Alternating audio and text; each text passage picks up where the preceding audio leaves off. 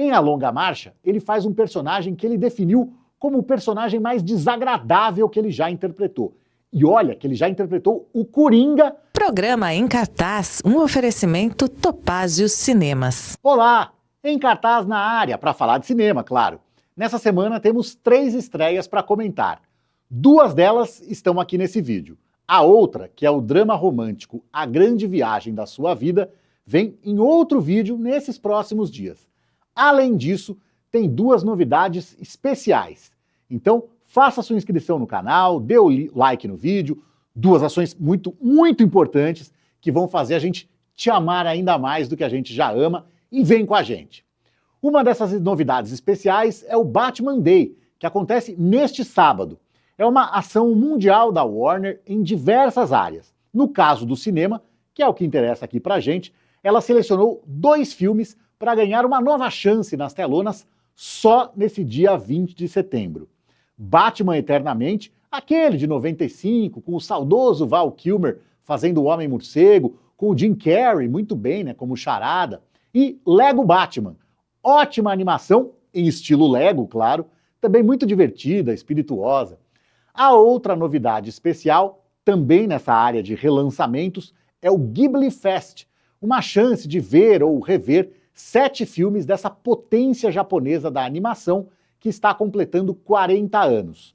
Estão voltando às telonas Da Colina Cocurico, O Castelo Animado, Meu Amigo Totoro, Pônio, Uma Amizade que Veio do Mar, Meus Vizinhos, os Yamadas, Sussurros do Coração e Pompoko, A Grande Batalha dos Guaxinins. Então, tanto no caso do Batman Day quanto do Ghibli Fest, consulte a programação dos cinemas para saber quando e onde assistir. Agora sim, vamos botar a mão na massa com as estreias, começando com o filme de suspense e terror A Longa Marcha, Caminhe ou Morra. Baseado em um livro de Stephen King, ele se passa em um futuro próximo em que todo ano 100 rapazes jovens são selecionados para participar de uma prova. Eles devem fazer uma caminhada em um ritmo de praticamente 5 km por hora. O ganhador recebe um prêmio maravilhoso, tudo o que ele quiser pelo resto da vida. O problema é que só o vencedor chega vivo no final. Os outros 99 que não conseguirem manter o ritmo são eliminados da prova e da vida. Quando eu disse que o filme é baseado em um livro de Stephen King, essa é uma informação incompleta. Sim, é baseado em um livro dele, mas assinado sob o pseudônimo Richard Bachman. A história é ótima. O Stephen King sempre foi uma máquina de escrever. Ele publica em um ritmo alucinante. Em 51 anos de carreira literária, são nada menos que 65 romances, 12 livros de contos, 5 de não ficção e 19 roteiros, entre outros trabalhos. Com o detalhe de que alguns desses livros são tijolaços com mais de 500 páginas, às vezes até muito mais do que isso. Só que no final dos anos 70 e início dos 80, os editores achavam que escritores que publicavam muitos livros acabavam sobrecarregando os leitores, o que fazia com que as vendas caíssem. Como a mente do Stephen King era muito fértil, ele resolveu publicar algumas obras com o pseudônimo Richard Bachman. Ele até criou uma pequena falsa biografia para esse escritor misterioso, que seria um cara que foi da guarda costeira, depois foi da marinha mercante, aí casou, foi morar em uma fazenda, onde ele tirava leite das vacas de manhã, né, durante o dia, e escrevia à noite, e por aí vai. Aí ele aproveitou o pseudônimo para publicar, através dele, histórias que saíam do seu território mais habitual, que era o do terror. Mas não só isso, porque mesmo com a sua assinatura principal, né, de Stephen King, ele também nem sempre ficava só nesse gênero do terror. As histórias do Richard Bachman tinham, assim, elas eram mais realistas, mas também mais cínicas e até pessimistas. Um desses exemplos, além de A Longa Marcha, é O Sobrevivente, que teve a adaptação para o cinema em 87, estrelada pelo Arnold Schwarzenegger, e vai ter mais uma em novembro agora, que iria se chamar O Concorrente, mas teve o título alterado para O Sobrevivente mesmo, igual ao de 87. Só que a vida do Richard Bachman foi curta. Em 1985, um balconista de uma livraria em Washington, chamado Steve Brown, reparou que o estilo do Richard Bachman era parecido com o do Stephen King. Aí ele resolveu investigar. Aproveitou que estava na capital estadunidense, em Washington, e foi na Biblioteca do Congresso, onde ele verificou nos registros que os livros do Richard Bachman estavam registrados no nome do Stephen King. Então ele escreveu para a editora perguntando sobre isso. E para surpresa dele, ele recebeu um telefonema do ídolo confessando que ele, o Stephen King, era mesmo o Richard Bachman. Depois disso, Stephen King confessou isso publicamente, o que fez com que as vendas dos livros do Richard Bachman disparassem. E aí, ele matou o alter ego. E de uma forma bem humorada, disse que ele morreu de câncer no pseudônimo. O que não significa que ele tenha parado de usar esse outro nome. Ainda saíram mais livros de Richard Bachman, que virou quase um personagem, uma brincadeira, um sujeito que se recusa a morrer. Trazendo aqui para A Longa Marcha, ele foi publicado em 1979 e foi imediatamente visto como uma alegoria crítica à Guerra do Vietnã, que tinha acabado havia poucos anos e que ainda reverberava, principalmente na cultura estadunidense. Ele diz que não era a intenção dele fazer uma alegoria do Vietnã, mas que é natural que a literatura reflita o clima do momento. E podia ter virado filme já há quase 40 anos atrás. Em 1988, o mestre do terror George Romero, do clássico filme de zumbis A Noite dos Mortos-Vivos, esteve ligado a uma adaptação que acabou não indo para frente.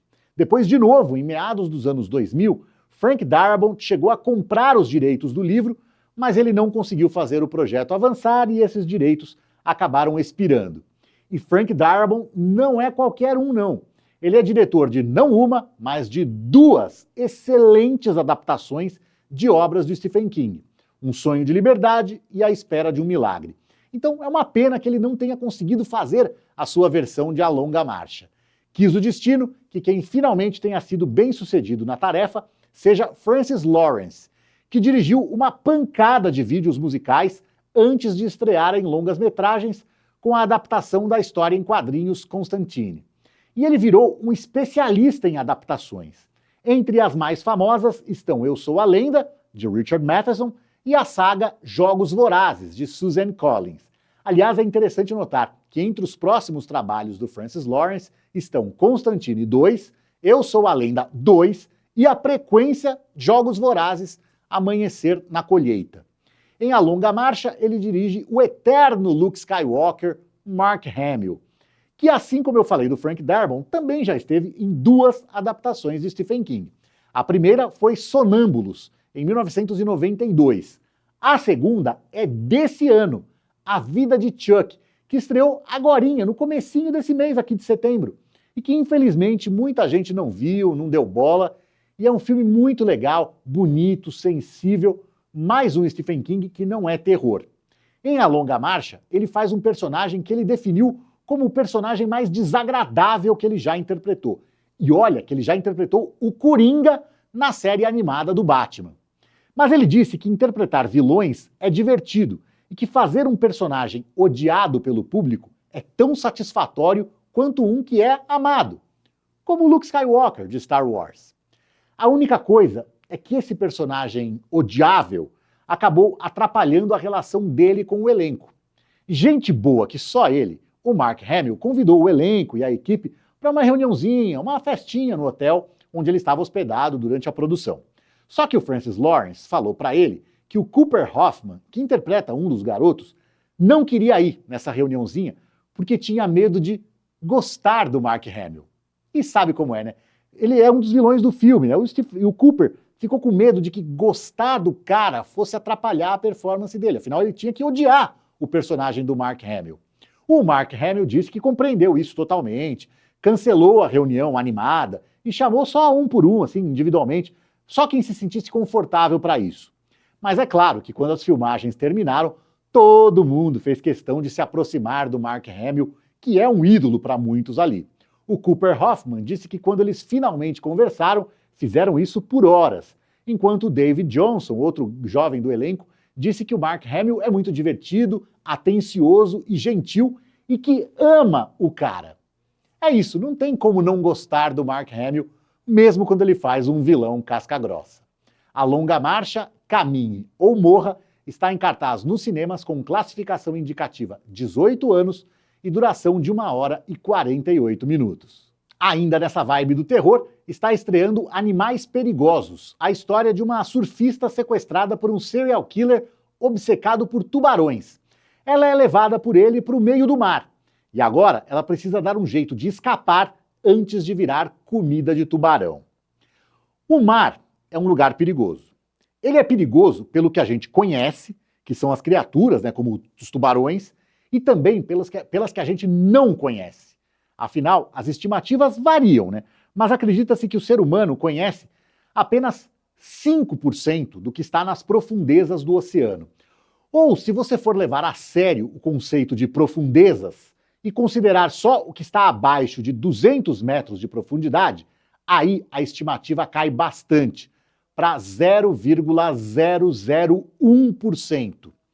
E você sabe o que o nosso cérebro tende a fazer com os espaços que ficam em branco, que não são preenchidos pelo conhecimento, Eles são preenchidos pelo medo.